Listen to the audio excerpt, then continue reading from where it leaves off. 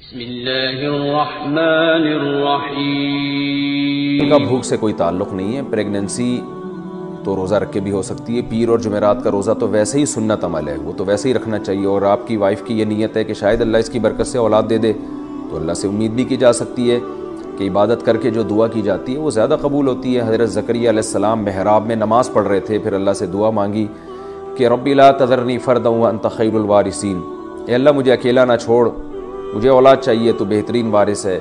اور سورہ مریم میں جو اللہ نے ذکر کیا، اذ نادى ربه نداء خفيا قال رب اني وهن العظم مني واشتعل الراس شيبا ولم اكن بدعائك رب شقيا، کہ اللہ میری ہڈیاں بوسیدہ ہو گئیں، بال سفید ہو گئے، لیکن میں تجھ سے ابھی بھی امیدیں لگا کے بیٹھا ہوں، تو اللہ نے آپ کو بڑھاپے میں اولاد دی۔ تو عبادت کر کے دعا مانگنے میں قبولیت کا امکان زیادہ ہوتا ہے۔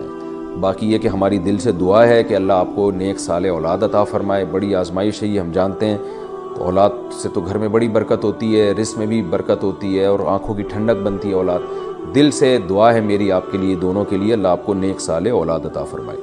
اچھا، اولاد جو آج کل نہیں ہو رہی، آپ کے واقعے سے میں اس کو نہیں جوڑ رہا، جنرلی ایک بات بتا رہا ہوں۔ اولاد نہ ہونے کی ایک بڑی وجہ جو ہمارے معاشرے میں یہ ہے، دیر سے شادی۔ لڑکیوں کی جو عمر ہے نا، وہ جب تھوڑی سی عمر زیادہ ہوتی ہے تو ان میں حمل ٹھہرنے کے چانسز کم ہو جاتے ہیں۔ تو دیر سے شادیوں کا جو ہمارے معاشرے میں ایک رجحان ہے نا، کہ پڑھ لیں، پہلے یہ کر لیں، پھر یہ کر لیں، پھر یہ کر لیں، تو جب شادی ہوتی ہے تو وہ پھر جو ہے نا حمل ٹھہرنے کے چانسز کم ہو جاتے ہیں۔ ایک وجہ یہ ہے۔ دوسری وجہ یہ ہے کہ ہمارے ہاں بہت دفعہ ایسے ہوتا ہے کہ جب شادی ہوتی ہے تو میاں بیوی کہتے ہیں کہ ابھی ہمیں اولاد نہیں چاہیے، تو حمل ٹھہرنے کی گولیاں کھانا شروع کر دیتے ہیں یا انجیکشن لگوا لیتے ہیں۔ اس کے بہت خطرناک سائیڈ ایفیکٹ ہوتے ہیں، اس سے بھی حمل ٹھہرنے کے چانسز کم ہو جاتے ہیں۔ بعض دفعہ یہ ہوتا ہے کہ میاں بیوی کے ایک بچہ ہو جاتا ہے، وہ اس میں اتنا لمبا وقفہ کر لیتے ہیں دوسرے بچے میں، وہ سمجھتے ہیں کہ اولاد ہمارے اختیار میں، ہم جب چاہیں گے 3-4 سال کے بعد دوبارہ پیدا ہوگا، لیکن وہ 3-4 سال کے وقفے کی وجہ سے عورت کو نقصان ہوتا ہے اور وہ حمل پھر دوبارہ ٹھہرتا ہی نہیں ہے۔ ایسے کئی کیسز آئے ہیں۔ تو اس لیے، اور یہ بھی ایک بات بتاؤں جو ایک کینسر کے بہت بڑے اسپیشلسٹ نے بتائی مجھے، یعنی میں نے ان سے براہ راست سنی ہے، کہ جو دیر سے لڑکیوں کی شادیاں ہو رہی ہیں، یہ بریسٹ کینسر کا بھی ذریعہ ہے۔ آج کل خواتین میں جو بریسٹ کینسر کی بیماری بہت خطرناک پھیل چکی ہے، اس کی ایک وجہ یہ بھی ہے کہ دیر سے شادی۔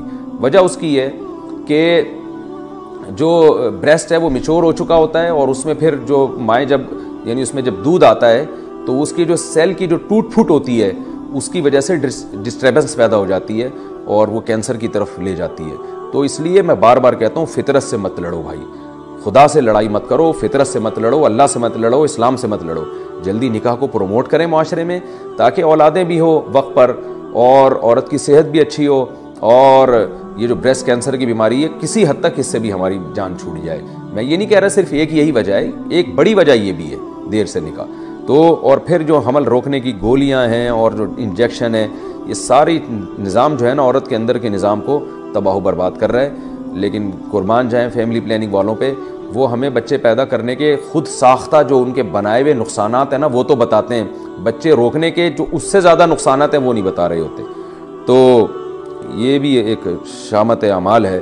بہرحال یہ میں نے آپ کے لیے نہیں کہا، یہ میں عمومی بات کی ہے، کیونکہ ایک موضوع چل پڑا تھا تو میں نے کہا اس کو میں وضاحت کر دوں۔ میری دل سے دعا ہے اللہ تعالیٰ آپ کو نیک اور صالح اولاد عطا فرمائے۔ بعض دفعہ یعنی اللہ کی طرف سے بھی نہیں ہو رہا ہوتا، جلدی بھی شادی ہو جاتی ہے، میاں بیوی میں کوئی خرابی بھی نہیں ہوتی، نہ انہوں نے حمل روکنے کی کوئی تدبیر اختیار کی ہوتی ہے، پھر بھی نہیں ہو رہی ہوتی اولاد، پھر یہ اللہ کی طرف سے۔ تو اللہ سے بس اچھی امیدیں لگانی چاہیے، اور جو آزمائش مقدر ہے اس پہ صبر کرنا چاہیے۔